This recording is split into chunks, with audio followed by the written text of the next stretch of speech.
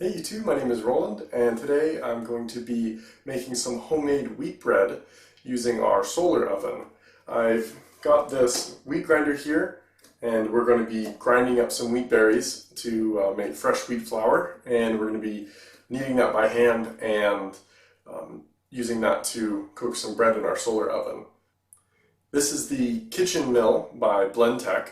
I've had it for about 2 years now, and I've used it quite extensively, and I've had no problems with it. My only complaint with this is that it's a little loud, but it is a wheat grinder, so it's not that big of a deal that it's loud. It does hold up pretty nice, as you see. You flip this over like that. My only other complaint would be that this hopper up here, wheat berries can get out there, so I usually just throw a cloth over the top of it to keep them from bouncing out. But other than that, this thing has been great, and this does consume 1 kilowatt, so 1,000 watts to run, and it runs at full power. And so if you have any off-grid living or anything like that, you're going to need to take that large wattage into account. So I've made sure to get an inverter that can handle this amount of wattage so that I can grind wheat. This little cup here goes on the bottom of this and kind of helps separate some of the helps separate the air from the flour so it doesn't get resucked back up. And and another thing is sometimes this tends to build up a little bit of flour around this kind of foam O-ring here, and so it can kind of leak out to the side. So before you use it, you should really just at least take your finger and wipe this down and make sure to clear off that extra flour that's in there, so that it doesn't spray out to the sides. So we're going to be grinding up some wheat berries, and we're going to use that in the all-American solar oven. Alright, I've got some hard red wheat here. This is from 2012, so it's a couple years old, but wheat keeps its nutrient value in storage for, some people say, up to 30 years, so it's pretty long-term storage. We're just going to fill this hopper right up.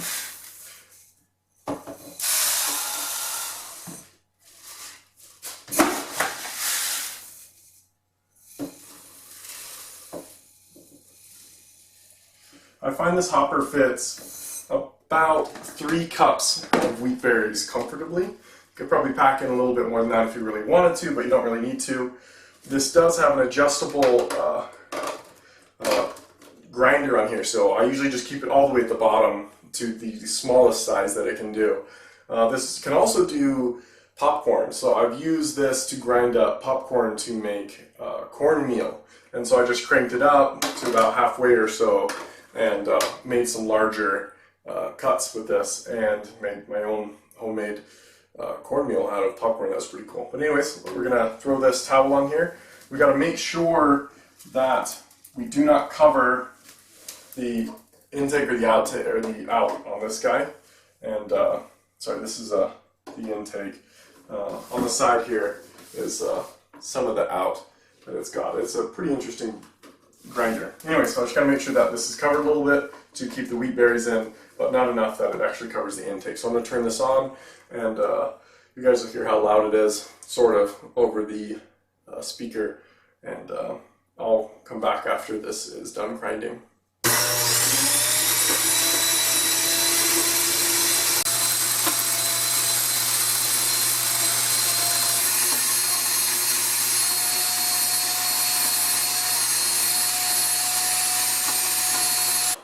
Okay, I finished 2 hopperfuls of wheat berries. I find that with this one you kind of want to tap the sides to clear off any excess flour that might be hanging on the top of it. So I usually like to keep this to the side so I can put this down without getting flour everywhere. So there's this little cup on the bottom of it that is used to separate the wheat from the the flour from the air. So it's got a little bit of wheat, a little bit of flour in there. That is totally good flour. So you just throw that right in there, and there's a little bit that's stuck on here, so I put that in there too. Let's measure this flour, and so you guys know about how much flour that 6 cups of wheat berries make. And this flour is very, very fine. Much better than I think you're going to get by your own two hands. I've used a Victoria or something, manual grinder, but I found that it took forever to grind anything by hand. It took me like half hour, 45 minutes to get, I think it was 4 or 5 cups of flour. This guy only took like 3 minutes to go through 3 cups of flour, so it does about a cup of berries per minute. This is about 8 cups of flour in here. So that's about the conversion ratio between wheat berries and flour. So I'm going to, this is more than enough, much more than enough flour to make this recipe. I'll put the recipe down in the description below so you guys can check that out. And but I'll get everything measured out, we'll go over the ingredients and mix this up. It's really not that complicated, it's just simple honey whole wheat bread. All right, so I've got everything measured out here. I had to melt my honey down a little bit because it was pretty solid, but this recipe is pretty simple. It's just 2/3 cup honey, 3 teaspoons salt, 3 tablespoons olive oil, and 2 tablespoons of yeast. This is probably a bit overkill of yeast, but I find that this is pretty dense and it takes forever to rise, unless, like a whole day to rise, unless you keep it warm and not put in so much yeast. But usually what I do is just put in a little bit more yeast and it works great. So I'm going to start off by blooming the yeast and a little bit of honey, and actually probably just all the honey, and then of the olive oil in here, and let that kind of foam up and get activated with all that yeast in there. And then I'll mix in the flour and salt until it becomes the right texture. So I don't follow the recipe exactly on this. So again, the recipe is 5 cups wheat flour, 2/3 cup of honey, 2 cups of 100 degrees Fahrenheit water, 3 teaspoons salt, 3 tablespoons olive oil, and 2 tablespoons yeast. So I just kind of eye it and do whatever feels right, and it tends to work out good. But I am still learning with the solar oven, and I haven't yet been able to make bread with the solar oven. And I've made bread in a nice, convenient, and easy to use oven many a times, but I need to learn how to use the solar oven, especially because it's such an integral part of my emergency preparedness. So I'm going to just mix this up and let it bloom. Then we'll mix in the flour and things in. Alright, nothing super fancy on this. I'm just going to take this honey, which has been warmed up quite a bit, pour it right in. I'll get a little spatula to make sure I get all that honey in there. I'll probably need to get a spatula to make sure I get all that honey in there. Love honey whole wheat. And this is very sweet bread, so this is not a sort of sandwich bread or anything like that. This is just throw some butter on it or eat it plain. I'm going to throw in the 2 tablespoons of yeast right in here. Quite a bit of yeast. And the oil. I don't put the salt in because I think that would be too much of a concentration of salt for yeast to just start off its new life with. Way too concentrated and just end up dying. So, just mix this up and let it bloom. You know, actually I'm going to grab a whisk. I find a whisk works really well for this.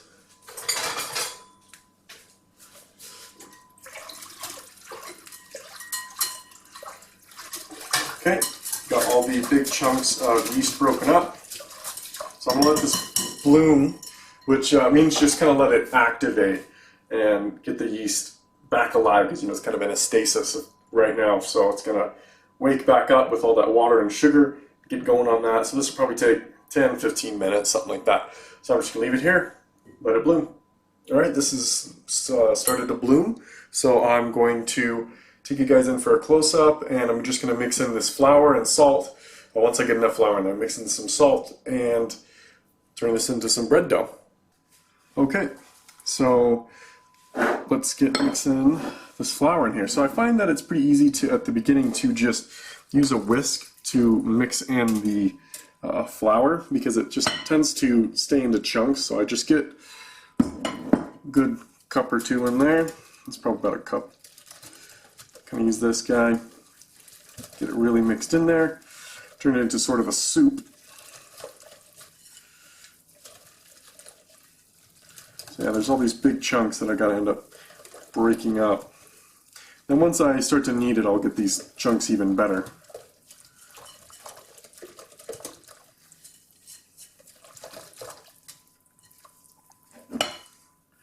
And yeah, I don't measure all of this stuff out. At the end, you'll see about how much I ended up using. But it's usually about 5 to 6 cups of wheat flour. And the nice part about doing this wheat flour myself is that you get it at the store, they ground it who knows how long ago, and the nutrients can kind of fade away in the flour. So if I get the wheat berries myself, I can still keep some of those nutrients, a lot of the nutrients in there, and grind it into the flour and then turn it into bread within a couple hours. And then I've got much higher nutrient content straight from the wheat berries rather than otherwise. Alright, so this guy's kind of starting to fail a little bit. It's getting a little too thick for this. That's okay. I'm going to switch over to a big spoon. So I carved this myself. No, I'm just kidding. That'd be awesome.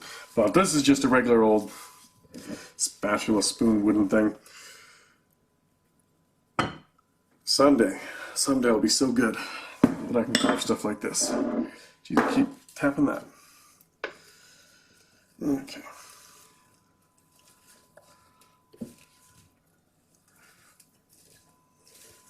So tell me honestly, were you guys impressed? Were you like, whoa, he carved that too?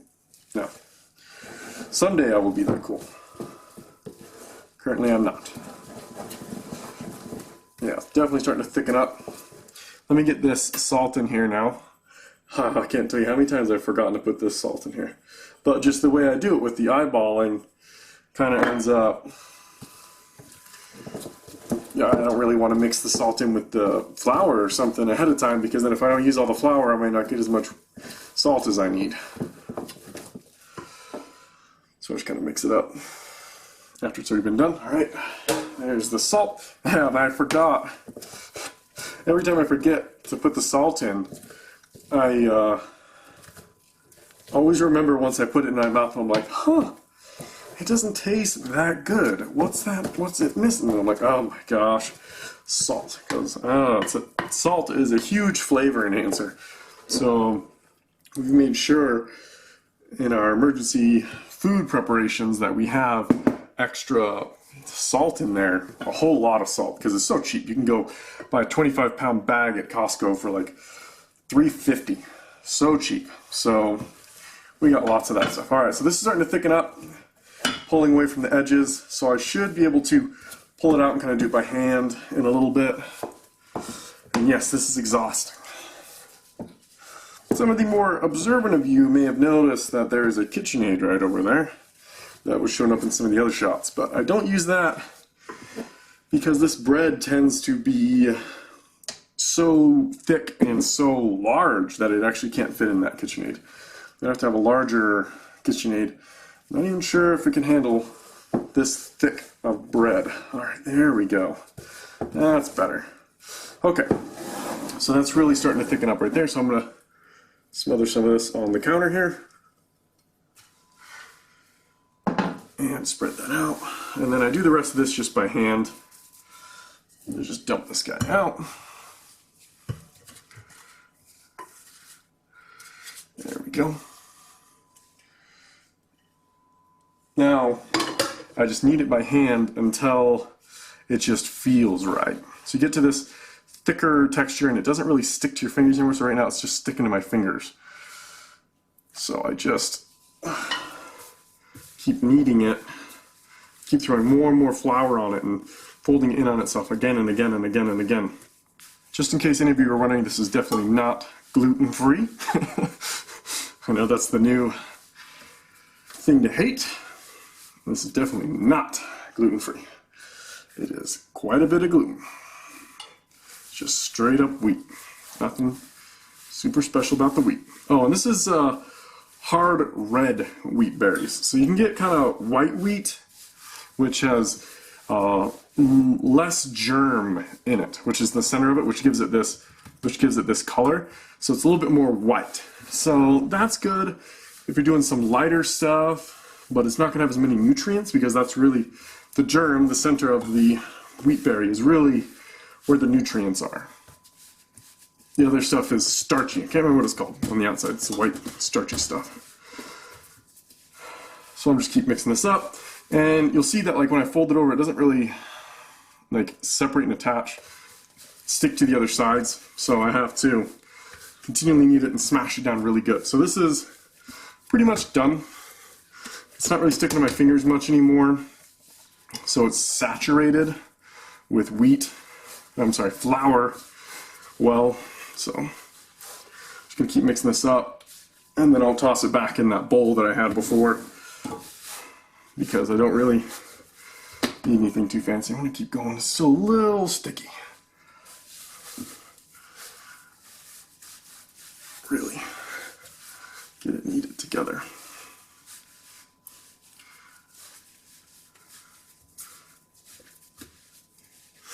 So the total time on this, it usually takes me about 25 to 30 minutes, I'd say, to get a kind of a loaf that's usable, you know, to let it start rising at this point. So definitely takes a lot more than that. So in an emergency, I'm going to have a lot of time on my hands, hopefully, and I'm going to be making bread. Making a nice loaf of whole wheat bread every day. So yeah, we do have honey stored, salt stored, yeast stored, wheat berries, the ingredients necessary to make this. We do need to work a little bit on the oil. The oil goes rancid, so I might, I don't know, maybe I can try out some coconut oil or something when doing this. So there we go. It doesn't really come off and stick to my hands anymore, but it's still a little sticky. But in the middle of it, where I folded this, it reattached to itself, so that's good. And again, I'm no expert on this, definitely not a baker. I've made dozens of these loaves of bread. Tastes good. So I'd say I can bake bread if it tastes good. What other qualifications do I need? All right, so I'm just gonna take this guy. It's really unclean, not dirty, but you know, dirty with flour. Put this guy right in there. I'll let that rise probably overnight. So we ended up with about 2 cups left over. So I use what? 6.5 cups, something like that, of wheat. So I usually just keep this. My wife likes to just eat it straight, which is pretty cool. I don't really enjoy the taste of it that much. But I just use this in future loaves or things like that. All right, so I've let this rise for about an hour or so, and it's about doubled in size. So I'm going to put this into the fridge because I don't want it to rise too much more overnight. So I'm gonna throw this in the fridge real quick and let it rising up in the morning and get the solar oven warmed up. Oh, and one quick tip with this. The bread tends to harden up on top when you leave it out. So I like to take a little bit of water and spread it around on top of that.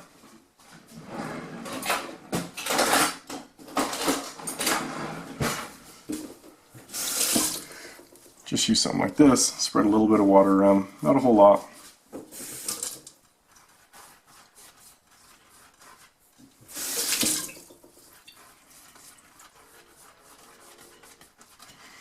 Something like that, just to keep it moist.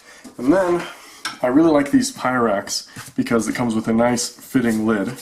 So I can just put this on there and it will keep it from getting too dry as it sits in the fridge overnight. Okay, here we are in the morning. Let's open this up. I think it expanded quite a bit. Yeah, I think it expanded a bit more than that, but probably went back down over a couple hours. I checked on it a few hours after I'd done this and it had gotten about to the lid. So we're going to pound this back down, cut it up into 2 different loaves in 2 different pans. That way I can try twice with cooking this because I'm still learning with this solar oven. So let's go ahead and break this down and get out the pans.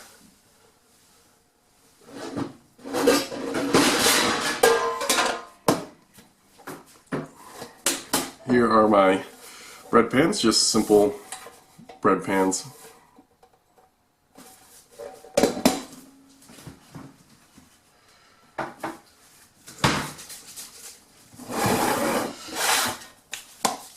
Spray these down with some olive oil.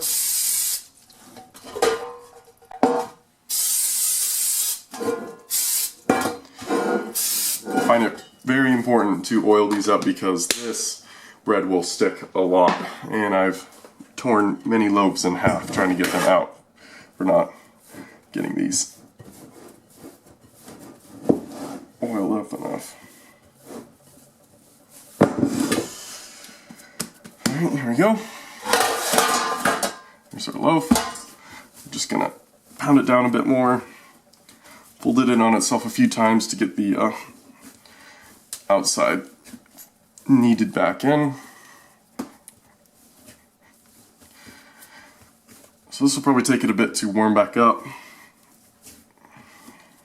because this is refrigerator cold. Alright, let's just about tear this in half. I'm not going to do any exact measurement on this. Something like that. Looks pretty good. I'm going to kind of straighten them out a little bit so that they fill up the pan a bit better. Alright. Toss this guy in there. Now with the next loaf.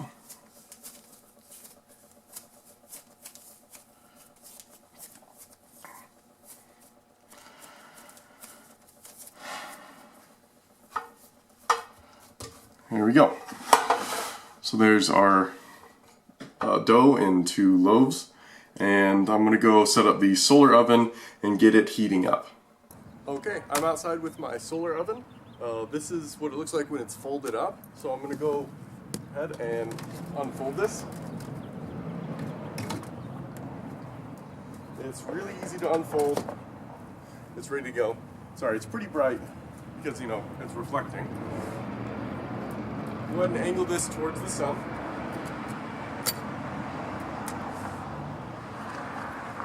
I find that about my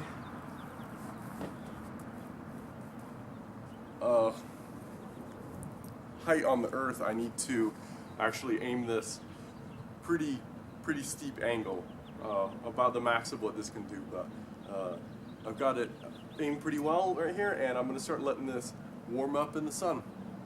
Okay, so I've got my tripod up and behind the back of the solar oven here. At the front of the solar oven you can see this handle that you can use to open up the glass. Inside the glass is an aiming mechanism that you can use to make sure that this is aimed properly at the sun. Let me zoom in and show you how this works. Okay. So inside of this here you can see that there is a little peephole at the top with another one inside. The light shines through here and then makes a little circle inside of here. You want to make sure that the sun is shining into this bottom circle, which means that it's at the optimal aiming angle for the sun. So let me move this around and you can see how this angle is going to be changing as I shift the box. So as I tilt it forward, it goes a little bit further away. If I tilt it back, it comes back. So I need to take this down. I'm going to take it down one little notch here. When I tilt the solar oven forwards or backwards, you can see how this hole, the light shines through it, changes. So I need to take this down a notch. So I'm going to, on the back of here is a system to raise and change the angle of this. So I'm going to go ahead and lower this. And it's a little bit closer. I'm going to get a little bit lower to where the sun angle actually is. Sorry about the camera there. We've got a little bit better aimed, and I think that's pretty acceptable for now. Let's go over some simple features of this solar oven. It's got a handle here that you can use to aim, which I showed you before. It's white so you can still touch it even when it's really hot and the sun is shining on it.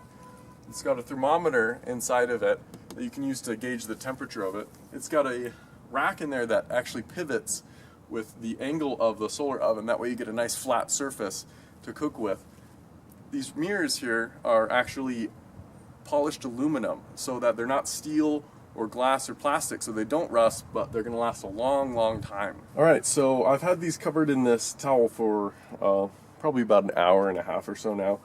They finally started to rise and expand, so I'm going to let them keep going, but I'm probably going to bring them back inside because I don't want the sun to get too hot on these. I'm not sure. I might leave them out here. Just want to make sure that these aren't getting so hot that they're going to get damaged or too dry either.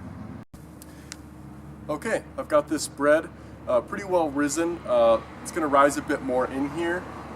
This is not as hot as I would like it. It's only at about 300 degrees, which is not the best for cooking bread, but this is what I've got to deal with. So I'm going to experiment with it. I'm going to open this up. A little bit of steam comes out. I'm going to do one loaf first, and then the next loaf after that. Actually, you know what? I'm going to leave this open just a little bit, kind of down here, because it's going to steam up from all the water in the bread. So I'm going to leave it like this, let it heat up, and we're going to see how this cooks. Alright, I wanted to show you guys something real quick. Right over here is the aiming device for this, and it's about pretty much perfect right now. It's kind of hard to see on camera, but this bread is pretty much glowing. Let me zoom in a little bit for you. It's got all sorts of lines and things going across it from the reflections, so this is real. That thing is just really in the heat zone. So I'm going to have to come and spray this with oil and stuff to make sure that it doesn't dry out too much on top, because that is just heat directly on top of this. So this ends up being almost a broil, because it's not, baking is from underneath and broiling is kind of from over top. So this is like a broil to this bread. All right, so this is actually going better than expected. We're almost up to the 350 now, which is pretty good. This has been going for maybe 40 minutes or so now. So I'm gonna open this up just real quick, spray a little bit of olive oil on the top of the bread.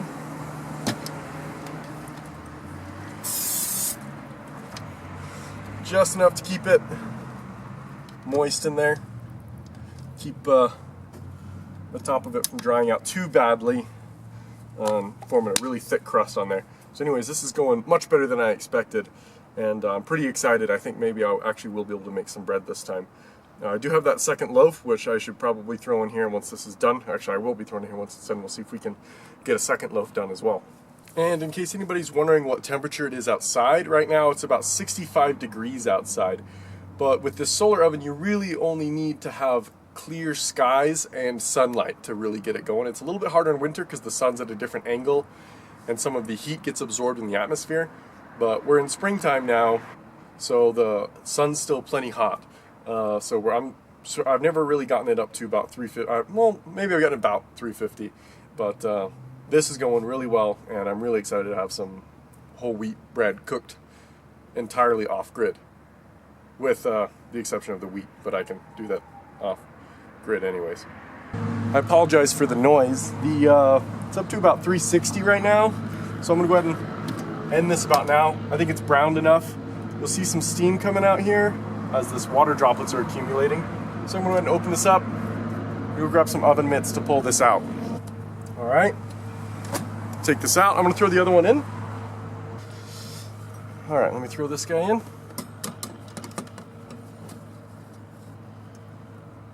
There we go.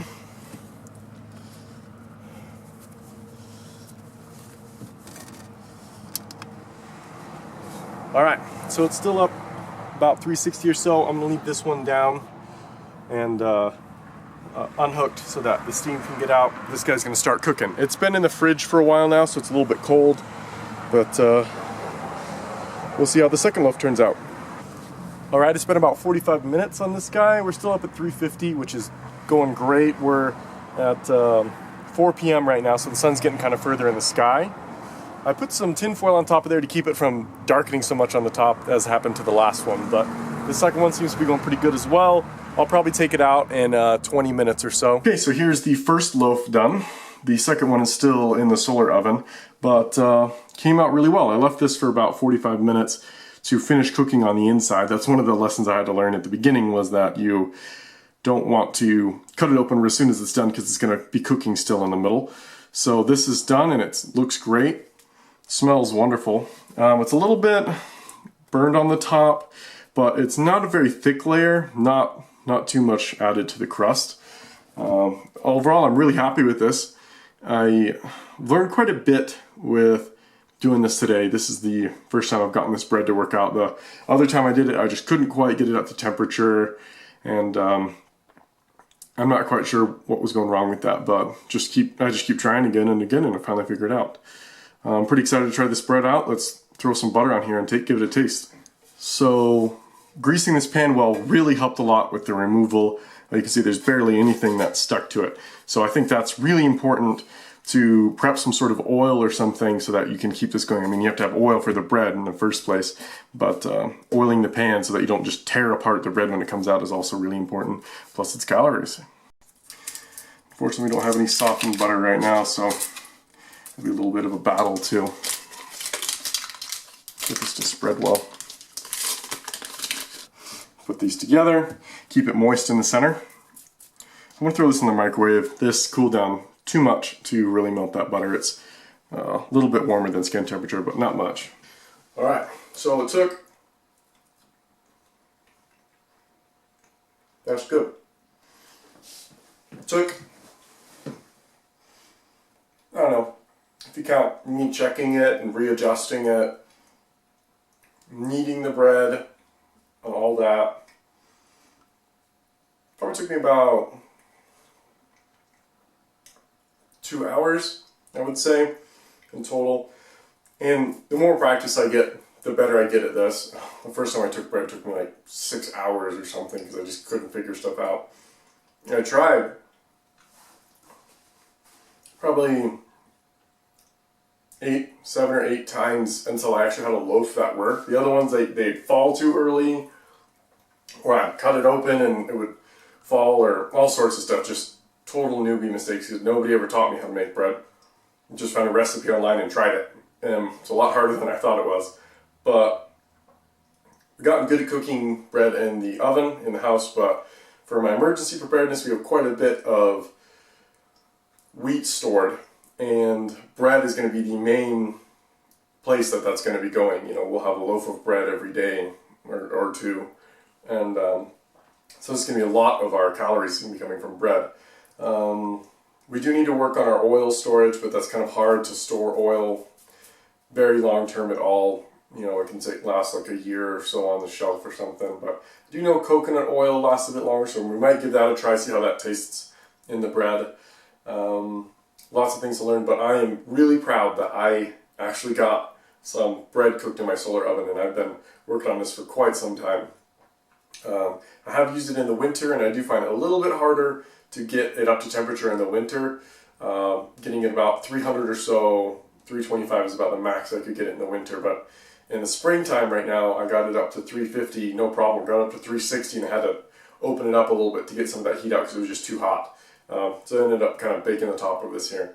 But tastes great. I'm going to go back out there and show you guys the tinfoil on top of the second loaf. Alright, so this has been going for about an hour now, so it's probably done. I'll probably be taking it out. I've got it up to about 350 degrees. I've got the top lock engaged, but the bottom one is open, just so the gases and moisture can escape, so that we don't get too much water condensing on the front of here and just messing this whole thing up. So I'm going to take this guy out, go grab some mist and take this guy out. Looks good. So probably one of my favorite things about the solar oven is that it requires no fuel. Just have this unit, it weighs as much as it weighs, and it'll cook infinitely.